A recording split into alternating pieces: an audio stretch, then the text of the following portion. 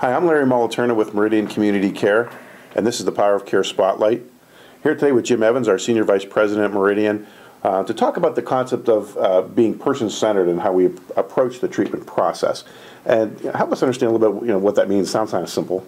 Yeah, it is. And I think one of the assumptions in being person-centered and to try to instill this in our clinicians and all the different professions that we have here at Meridian is to understand, but for the grace of God, I could be in that chair today. And with that assumption that I could be in that chair today is the other understanding that is acquired by listening to the person, not lecturing the person, listening to the person and understanding their story, understanding how they have survived. And as I've done that over the years, and I know you have too, is it's almost like an admiration of how somebody has got to this point.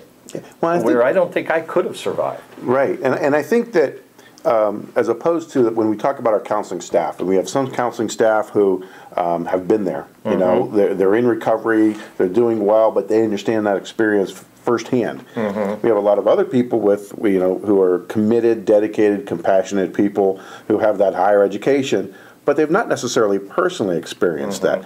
How do they get to be person-centered then? Understanding and listening. Take the cotton out of your ears and put it in your mouth and listen. And I think that's probably been the best learning experience, and it continues to be, is to learn from people who have experienced bottoming out in their addiction and the stories of survival, and then what their recovery process is like. And I continue to learn after 30 years.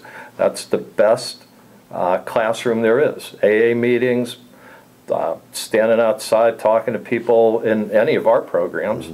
You learn about recovery, you learn about the tools, you learn about the resiliency and what's possible.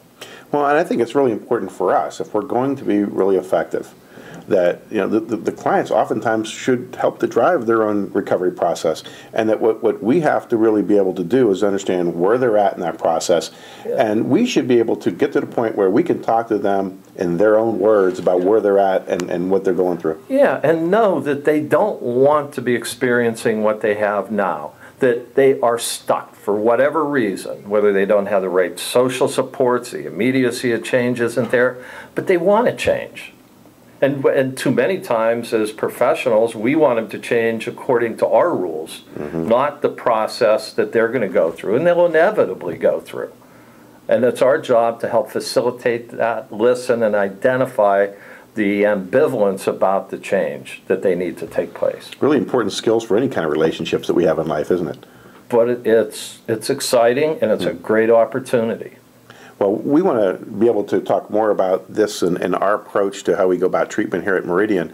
And we also want individuals who watch this to know that if you have a concern for your own use or you're concerned for a family member, you can call us at any time at Meridian Community Care, 330-797-0070 for a free consultation if you just want to come and talk and learn more about the problem. And we want people, we like to get them in the same day they call. Absolutely. Yeah. Thanks, Jim. Thank you, Larry.